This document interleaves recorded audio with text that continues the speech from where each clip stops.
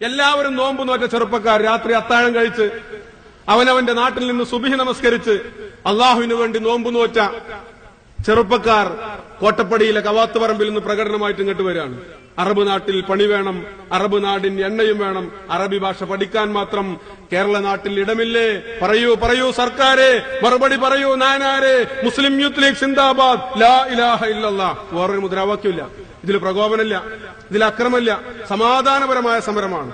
മഹാനായ സയ്യിദ് മുഹമ്മദ് അലി ശിഹാബ് തങ്ങൾ ജീവിച്ചിരിക്കുന്ന ഘട്ടമാണ്. ഇവിടെ സമരം അഭിവന്ദ്യനായ മുസ്ലിം ലീഗിന്റെ ഇന്നത്തെ സംസ്ഥാന ജനറൽ സെക്രട്ടറി, ഞങ്ങളുടെ പ്രിയങ്കരനായ നായകൻ KPA മജീദ് സാഹിബ് ഇവിടെ വെച്ച് ആ സമരം ഉദ്ഘാടനം ചെയ്തു. സമാധാനപരമായ സമരം. മുസ്ലിം യൂത്ത് ലീഗിന്റെ പ്രവർത്തകന്മാർ മുദ്രാവാക്യം വിളിക്കുന്നു, പോലീസ് ഒരു ഭാഗത്ത് അറസ്റ്റ് ചെയ്ത് നീക്കുന്നു. ആ ഘട്ടത്തിലാണ് പെരിന്തൽമണ്ണ DYSP വാസുദേവ മേനോൻ മദ്യപിച്ച് ലക്ക് കെട്ടിട്ട് അദ്ദേഹത്തിന്റെ പോലീസ് വാഹനം ഈ സമരക്കാർക്കിടയിലേക്ക് ഇടിച്ചു കയറ്റിയത്. നോമ്പ് നോറ്റ ചെറുപ്പക്കാർ, സമാധാനത്തോടുകൂടി സമരം നടന്നവർ, അവരുടെ സമരത്തിനിടയിലേക്ക് ഒരു പോലീസ് വാഹനം ആ ഒരു ഘട്ടത്തിൽ ഇടിച്ചു കയറിയാൽ ഉണ്ടാകുന്ന സ്വാഭാവികമായ പ്രതികരണം അവിടെ ഉണ്ടായി. അവിടെ ഒരു പക്ഷേ ഏറെ നടന്നിട്ടുണ്ടാവും, അങ്ങോട്ടും ഇങ്ങോട്ടും ഒന്നും തിരക്കുണ്ടായിട്ടുണ്ടാവും. പക്ഷെ പോലീസ് യാതൊരു മുന്നറിയിപ്പില്ലാതെ വെടിവെക്കാൻ ഉത്തരവ് കൊടുത്തു. ഒരു മുന്നറിയിപ്പില്ലാതെ. വെടിവെപ്പിന് മുമ്പ് പാലിക്കേണ്ട ഒരുപാട് കടമകളുണ്ട്, ഞാനതൊന്നും ഇവിടെ വിശദീകരിക്കുന്നില്ല. ഒരു മുന്നറിയിപ്പുമില്ലാതെ വെടിവെപ്പിന് നിർദ്ദേശം കൊടുത്തു. അബ്ദുറഹ്മാനും അബ്ദുൽ മജീദും അബ്ദുള്ളയും മജീദ് റഹ്മാൻ കുഞ്ഞിപ്പ നമ്മൾ സ്നേഹപൂർവ്വം വിളിച്ച നമ്മുടെ പ്രിയപ്പെട്ട 3 ചെറുപ്പക്കാർ ഇവിടെ പിടഞ്ഞു വീണു മരിച്ചു. മുണ്ടുപറമ്പിന്റെ ടാർ വീതിയിൽ കരൾ ചോര ചിന്തി അവരിവിടെ പിടഞ്ഞു വീണു മരിച്ചു. കാർത്തലയിലെ ഹബീബ് കോയത്തങ്ങളെ പോലെ, അത് നെടിയിരിപ്പിലെ കുഞ്ഞു മുഹമ്മദിനെ പോലെ, വണ്ടൂരിലെ അബൂബക്കറിനെ പോലെയുള്ള ഒരുപാട് ആളുകൾ ശരീരത്തിൽ വെടിയുണ്ടയുമായി ഇന്നും ജീവിക്കുന്നവരുണ്ട്. ജീവിക്കുന്ന രക്തസാക്ഷികളായി പലരുണ്ട്. 100 കണക്കിന് ആളുകൾക്ക് പരിക്ക് പറ്റി.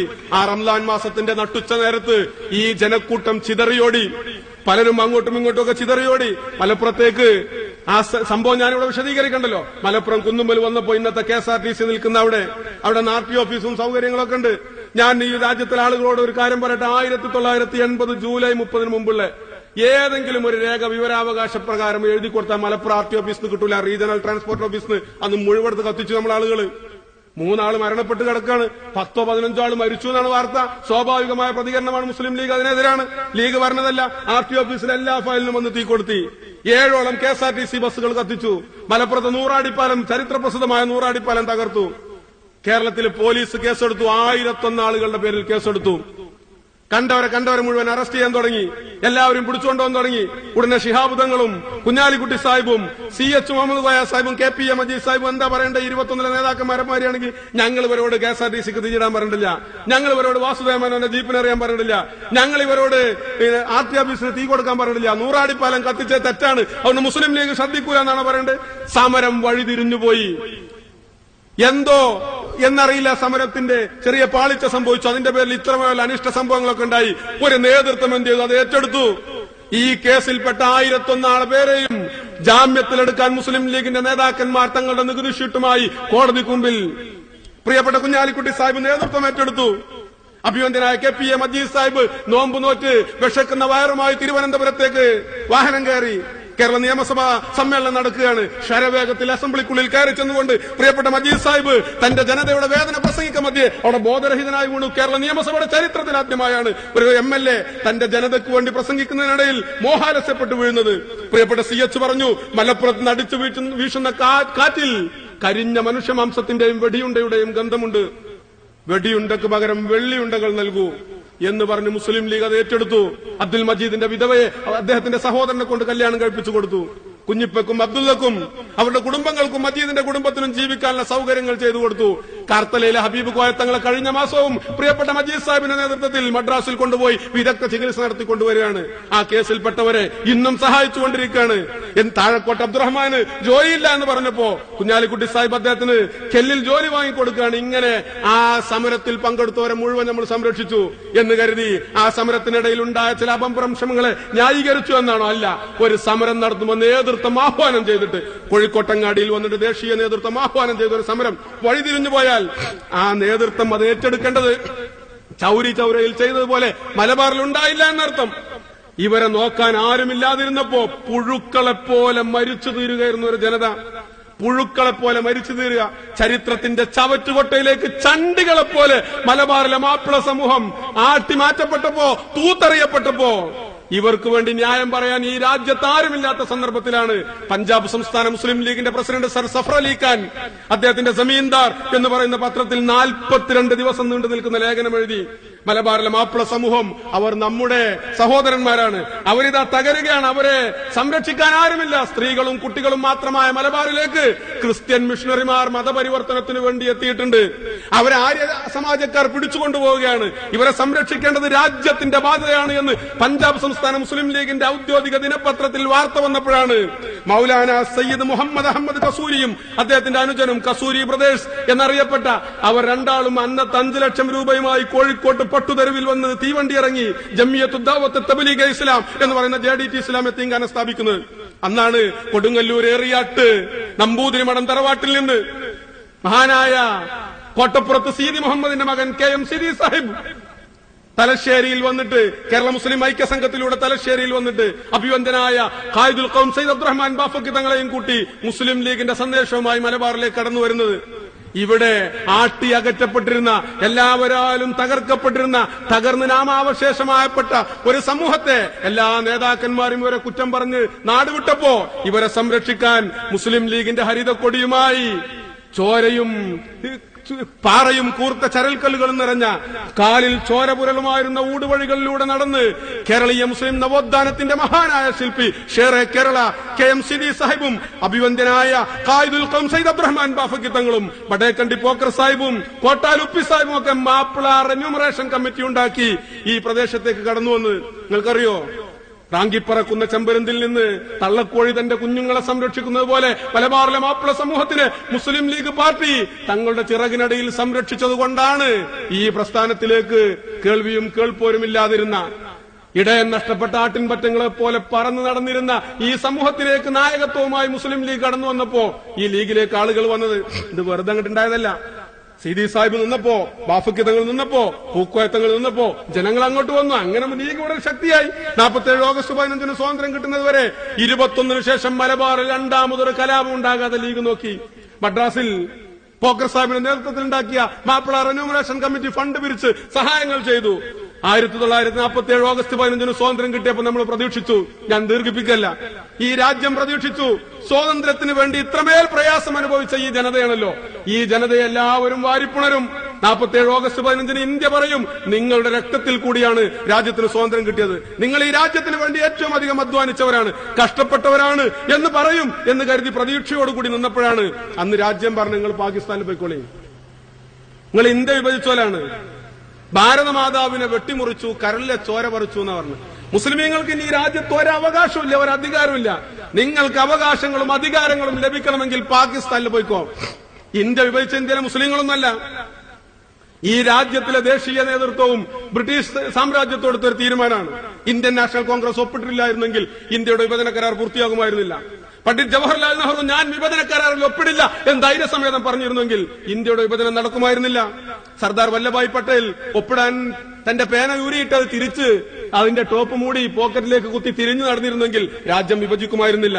ഇന്ത്യയുടെ വിഭജനം 47 ഓഗസ്റ്റ് 14 അർദ്ധരാത്രിയിൽ നടന്നത് മൗണ്ട് ബാറ്റൻ പ്രഭുവും ബ്രിട്ടീഷ് സാമ്രാജ്യത്വവും പണ്ഡിറ്റ് ജവഹർലാൽ നെഹ്റുവും സർദാർ വല്ലഭായ് പട്ടേലും ഖായിദ് അസം മുഹമ്മദ് അലി ജിന്ന സാഹിബ് നവാബ്സാദ ലിയാഖത്ത് അലി ഖാനും എല്ലാവരും ഒപ്പുവെച്ചപ്പോഴാണ് ഈ ഇന്ത്യ ഉപഭൂഖണ്ഡത്തെ 2 പുതിയ സ്വതന്ത്ര രാജ്യങ്ങളായി വിഭജിക്കുക, ഈ 2 രാജ്യത്തിനും സ്വാതന്ത്ര്യം കൊടുക്കുക, ഇന്ത്യയുടെ ഗവർണർ ജനറലായി ബ്രിട്ടീഷുകാരനായ മൗണ്ട് ബാറ്റൻ തന്നെ തുടരുക, പാകിസ്ഥാന്റെ ഗവർണർ ജനറലായി മുഹമ്മദ് അലി ജിന്ന ചാർജ് എടുക്കുക. അതൊക്കെ അന്നത്തെ ദേശീയ നേതൃത്വത്തിന്റെ തീരുമാനമാണ്.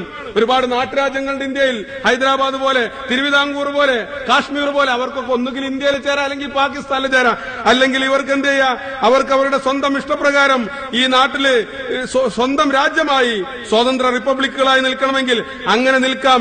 ഇങ്ങനെയുള്ള തീരുമാനങ്ങളാണ് അന്ന് അവിടെ ഉണ്ടായത്. പക്ഷെ ആ തീരുമാനങ്ങൾ ഈ രാജ്യത്തിൽ ഒരു സമുദായത്തിന്റെ മുകളിൽ കെട്ടിവെച്ച്, സമുദായത്തിന്റെ പുറത്ത് കെട്ടിവെച്ചിട്ട് അവർ രാജ്യം വിഭജിച്ചവരാണ് എന്ന് ആക്ഷേപിച്ചു. ഇന്ത്യയിലെ മുസ്ലിമീങ്ങൾ ഈ രാജ്യം വിഭജിച്ചവരാണ്, അവർക്കിനി ഈ രാജ്യത്തൊരു അധികാരവും ഒരു അവകാശവും ഇല്ല എന്നുള്ള രീതിയിലേക്ക് പ്രചാരവേലകൾ വന്നു. അവരിനി ഈ രാജ്യത്ത് സംഘടിക്കൂല എന്ന് പറഞ്ഞു. മുസ്ലിമീങ്ങളെ പോലീസിലെടുക്കരുത് എന്ന് സ്വതന്ത്ര ഇന്ത്യയിലെ ഗവൺമെന്റ് പറഞ്ഞു.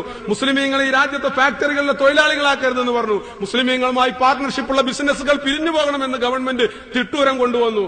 അഭിശപ്തമായ ഒരു കാലഘട്ടമായിരുന്നു. മഹാത്മാഗാന്ധി കൊല ചെയ്യപ്പെടുന്ന ആ കാലത്ത് എന്തിനാ ഗാന്ധിജിനെ കൊന്ന്? ഞാൻ അതുകൂടി പറഞ്ഞ് അവസാനിപ്പിക്കാം. എന്തിനാ മഹാത്മാഗാന്ധിയെ കൊന്ന്? വലത്തെ കവളത്തടിച്ചാൽ ഇടത്തെ കവള് കാണിച്ചു കൊടുക്കണമെന്ന് പറഞ്ഞ അഹിംസയുടെ പ്രവാചകനെ എന്തിനാണ് നാഥുറാം വിനായക് ഗോഡ്സെയും ഗോപാൽ ഗോഡ്സെയും ബിർള മന്ദിരത്തിന് മുമ്പിൽ പോയി കൊന്നത്? ഗാന്ധിജി പറഞ്ഞു, മുസ്ലിമീങ്ങളെ ഇങ്ങനെ രണ്ടാം തരം പൗരന്മാരായി കാണരുത്, അവരെ നിങ്ങൾ കൊന്നു തീർക്കരുത്. പഞ്ചാബിലെ ഗോതമ്പ് വയലുകളിൽ മുസൽമാന്റെ കബന്ധങ്ങൾ കുന്നുകൂടിയപ്പോ അവിടെ വന്നിട്ട് ഗാന്ധിജി പറഞ്ഞു, പാകിസ്ഥാനും നമ്മുടെ രാജ്യമാണ്, നിങ്ങൾ മുസ്ലിമീങ്ങളെ കൊല്ലരുത് എന്ന് പറഞ്ഞപ്പോ മുസൽമാന് വേണ്ടി ന്യായം പറഞ്ഞാൽ രാഷ്ട്രപിതാവാണെങ്കിലും കൊന്നു തള്ളും എന്ന് ഈ രാജ്യത്തെ ബോധ്യപ്പെടുത്താൻ മുസൽമാന് വേണ്ടി പറഞ്ഞത് മഹാത്മജിയാണെങ്കിലും ഞങ്ങൾ വെടിവെച്ചിടുക തന്നെ ചെയ്യും എന്ന് ഈ രാജ്യത്തെ രാഷ്ട്രീയക്കാർ, ഈ രാജ്യത്തെ വർഗീയവാദികൾ ഉദ്ഘോഷിക്കുന്ന അഭിഷപ്തമായ ഒരു കാലഘട്ടത്തിൽ ഞാൻ മുസൽമാനാണ് എന്ന് ഈ രാജ്യത്തിന്റെ മുഖത്ത് നോക്കി പറയാൻ ആളുകൾ ഭയപ്പെട്ട അഭിഷപ്തമായ ഒരു കാലഘട്ടത്തിലാണ് ബംഗാൾ ഉൾക്കടലിന്റെ തീരത്ത് നിന്ന് മഹാനായ ഖായിദ് മില്ലത്ത് മുഹമ്മദ് ഇസ്മായിൽ സാഹിബ് റഹ്മത്തുള്ളാഹി അലൈഹി ഈ പച്ചക്കൊടിയുമായി മുസ്ലിം ലീഗ് എന്ന് പറഞ്ഞ് കടന്നു വരുന്നത്. പാകിസ്ഥാൻ ഉണ്ടാക്കിയ കൊടിയാന്ന് പറഞ്ഞ അതേ പതാക പിടിച്ചിട്ട് വർഗീയവാദികളാണ്, വിഘടനവാദികളാണെന്ന് പറഞ്ഞപ്പോ നമ്മുടെ ഐഡന്റിറ്റി കാത്തു സൂക്ഷിച്ച് മുസ്ലിം ലീഗ് എന്ന് പറഞ്ഞ് ഇവിടെ വന്നു. എന്നിട്ടോ അന്ന് ലീഗിന്റെ സാമുദായിക രാഷ്ട്രീയം ഇസ്ലാമിക വിരുദ്ധമാണെന്ന് പറഞ്ഞ ജമാഅത്തുകാർ, ദേശീയ പാർട്ടികൾ ലയിച്ചു ചേരുകയാണ് വേണ്ടതെന്ന് പറഞ്ഞ മറ്റു രാഷ്ട്രീയക്കാർ, അവരൊക്കെ ജീവിച്ചിരിപ്പുണ്ടല്ലോ. ഞാൻ ഒന്നും പറയുന്നില്ല. ഈ സ്വാതന്ത്ര്യത്തിന്റെ 6.5 പതിറ്റാണ്ട് പിന്നിടുന്ന ഈ വേളയിൽ ആലോചിച്ചാൽ മതി. മുസ്ലിം രാഷ്ട്രീയ ഐക്യമെന്ന ഖായിദ മില്ലത്തിന്റെ മാർഗത്തിലൂടെ വഴി നടന്നവർക്ക് മാത്രമാണ് അഭിമാനകരമായ അന്തസാരമായ ജീവിതമുണ്ടായത്. അതൊരു ലീഗുകാരൻ പ്രസംഗിക്കല്ല. രജീന്ദ്ര സിംഗ് സച്ചാർ അദ്ദേഹത്തിന്റെ സച്ചാർ കമ്മിറ്റി റിപ്പോർട്ടിൽ എഴുതി വെച്ചതാണ്. മുസ്ലിം ലീഗ് ഈ സംഘടന മാത്രമാണ് അഭിമാനകരമായ അന്തസാരമായ ഒരു ജീവിതം ഇന്ത്യയിലെ മുസ്ലിം സമൂഹത്തിന് ഉണ്ടാക്കി കൊടുത്ത്. അതാണ് ഞങ്ങൾ ഈ രാജ്യത്തിലെ ആളുകളോട് പറയുന്നത്. ഇന്ത്യയിലെ മുസ്ലിമീങ്ങൾ ഇന്ന് അനുഭവിക്കുന്ന ഈ ദുഃഖത്തിന്റെ അഗാധമായ കാര്യത്തിൽ നിന്ന് അവർ വിമോചിതരാകണം എന്നാഗ്രഹിക്കുന്നവർക്ക് വരാനുള്ള ഒരേ ഒരു പ്രസ്ഥാനം ഇന്ത്യൻ യൂണിയൻ മുസ്ലിം ലീഗാണ്. മുസ്ലിം ലീഗ് ഇങ്ങനെ ഒരു ചരിത്രത്തിന്റെ അനിവാര്യതയിൽ ഉണ്ടായതാ, അല്ലെങ്കിൽ ആരെങ്കിലും ഒരു ആവേശത്തിന്റെ പുറത്തുണ്ടാക്കിയ പാർട്ടിയല്ല. അതുകൊണ്ട് സ്നേഹമുള്ളവര്, മാറി നിൽക്കുന്ന ആരെങ്കിലും ഇനി ബാക്കിയുണ്ടെങ്കിൽ നിങ്ങൾ മുസ്ലിം ലീഗിലേക്ക് കടന്നു വരണം. മഹാരഥന്മാരായ നേതാക്കന്മാർ പിടിച്ച പതാകയാണിത്. അഭിവന്ദ്യനായ ഖായിദുൽ ഖൗം സയ്യിദ് അബ്ദുറഹ്മാൻ ബാഫഖി തങ്ങൾ, അല്ലാഹുവിന്റെ പ്രവാചകന്റെ പതനമേറ്റ നമ്മൾ 5 നേരവും സുജൂദ് ചെയ്യുന്ന പരിശുദ്ധമായ കഅബ ഷരീഫിന്റെ മണ്ണിൽ, പരിശുദ്ധമായ മക്കയിൽ അന്ത്യവിശ്രമം കൊള്ളുന്ന അഭിവന്ദ്യനായ ഖായിദുൽ ഖൗം സയ്യിദ് അബ്ദുറഹ്മാൻ ബാഫഖി തങ്ങൾ പിടിച്ച പതാകയാണിത്. തന്റെ ജനതയുടെ ആത്മാഭിമാനം സംരക്ഷിക്കാൻ, ഒരു സമുദായത്തിന്റെ തിരിച്ചറിവിന് വേണ്ടി കോഴിക്കോട് പുതിയറ സബ് ജയിലിൽ 17 ദിവസം കാരാഗ്രഹവാസം അനുഷ്ഠിച്ച ഏറനാട്ടിലെ മാപ്പിളമാരുടെ ഹൃദയമായിരുന്ന പണക്കട്ട PMS പൂക്കോയ തങ്ങൾ പിടിച്ച പതാകയാണിത്. അഭിവന്ദ്യനായ കെ എം മൗലവി ഫത്വ കൊടുത്തിട്ടുണ്ട്, ഒരു മുസൽമാന്റെ ബാധ്യത മുസ്ലിം ലീഗുകാരനാവലാണെന്ന്. അപ്പൊ നിങ്ങൾ കരുതും കെ എം മൗലവി മുജാഹിദിന്റെ നേതാവാണല്ലോ, പാങ്ങിൽ അഹമ്മദ് കുട്ടി മുസ്ലിയാർ സമസ്തയുടെ നേതാവ് ഫത്വ കൊടുത്തു, ഒരു മുസൽമാന്റെ ബാധ്യത മുസ്ലിം ലീഗുകാരനാവലാണെന്ന്. ചപ്പനങ്ങാടിയിലെ ബാപ്പു മുസ്ലിയാർ, കൊട്ടപ്പടിയിലെ കവാത്ത് പറമ്പിലെ മുസ്ലിം ലീഗിന്റെ സമ്മേളനത്തിൽ വന്നിട്ട് അല്ലാഹുമ്മ അഇസ്സൽ ഇസ്ലാമ വൽ മുസ്ലിമീൻ എന്ന് ദുആ ചെയ്തിട്ടുണ്ട്. മഹാനായ റഈസുൽ മുഹഖിഖീൻ ഉസ്താദുൽ അസാതീദ് ഷൈഖുനാ വ മൗലാന കണ്ണിയത്ത് അഹമ്മദ് മുസ്ലിയാർ, നാദാ ഈ സംഘശക്തിയെ നീ ഖിയാമം വരെ നിലനിർത്തണമേ തമ്പുരാനെ എന്ന് പ്രാർത്ഥിച്ചു. അഭിവന്ദ്യനായ പി അബ്ദുൽ ഗഫൂർ മൗലവി തന്റെ ജീവിതാന്ത്യം വരെ ഈ സമുദായത്തിന്റെ ഉത്കൃഷ്ടം തന്റെ കണ്ണുകൊണ്ട് കാണാൻ വേണ്ടി കൊതിച്ചിരുന്ന മഹാനായ നേതാവാണ് പ്രിയപ്പെട്ട NV അബുസലാം മൗലവിയെ പോലെയുള്ള അഭിവന്ദ്യനായ, നമ്മുടെ കരളിന്റെ കഷ്ണമായ, നമ്മുടെ പ്രിയങ്കരനായ നേതാവ്, നമ്മുടെ കൺവട്ടത്തിൽ നിന്ന് ഒരു പഞ്ചവർണ്ണ കിളിയെ പോലെ അല്ലാഹുവിന്റെ സവിധത്തിലേക്ക് പറന്നകന്നുപോയ സയ്യിദ് മുഹമ്മദ് അലി ശിഹാബ് തങ്ങൾ തന്റെ അവസാനത്തെ യാത്രയിലും മാറോട് അണച്ചു ചേർത്തത് ഈ പച്ചക്കൊടിയാണ്. അതുകൊണ്ട് സ്നേഹമുള്ളവരെ, ഈ ഹരിതക്കൊടി, ഈ അർദ്ധചന്ദ്ര താരാങ്കിതമായ ഈ നക്ഷത്രക്കൊടി ഈ നമ്മുടെ ആത്മാഭിമാനത്തിന്റെ പ്രതീകമാണ്, നമ്മുടെ അന്തസ്സിന്റെ പ്രതീകമാണ്. ഈ സംഘടനയല്ലാതെ, ഈ പതാകയല്ലാതെ ഇന്ത്യയിലെ മുസ്ലിമീങ്ങൾക്ക്, ഇന്ത്യയിലെ ന്യൂനപക്ഷങ്ങൾക്ക്, ഇന്ത്യയിലെ പിന്നോക്കക്കാർക്ക്, ഈ മതേതര സമൂഹത്തിൽ അന്തസാരമായ ജീവിതമുണ്ടാക്കി കൊടുക്കാനുള്ള മാർഗം പറഞ്ഞു തന്ന മറ്റൊരു സംഘമില്ല എന്ന തിരിച്ചറിവോടുകൂടി മുസ്ലിം ലീഗിലേക്ക് കടന്നു വരിക എന്ന് ഒരിക്കൽ കൂടി അപേക്ഷിച്ചുകൊണ്ട് അവസാനിപ്പിക്കട്ടെ. അസ്സലാമു അലൈക്കും.